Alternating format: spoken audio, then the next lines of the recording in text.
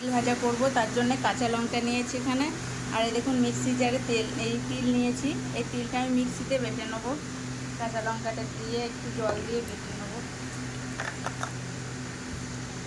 আমি একটু তেল দিয়েছি, দেখুন একটু হলুদ গুঁড়ো দেবো, তাহলে তেলটা ছিটাবে না। এখানে দেখুন আলু কেটে রেখেছি, আমি আলুগুলো জল দিয়ে দিচ্ছি। আলুগুলো তেলের মধ্যে দিয়ে দেবো, একটু লবণ গুঁড়ো দেবো। আমি ঢাকা দিয়ে দিয়ে ভাজবো। সেটা এখন আমি তিলটা দেবো, তিলটা দিয়ে দেবো।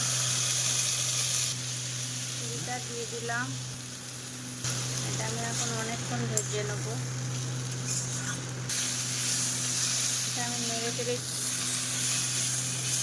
খুব সুন্দর গন্ধ বেরিয়েছে।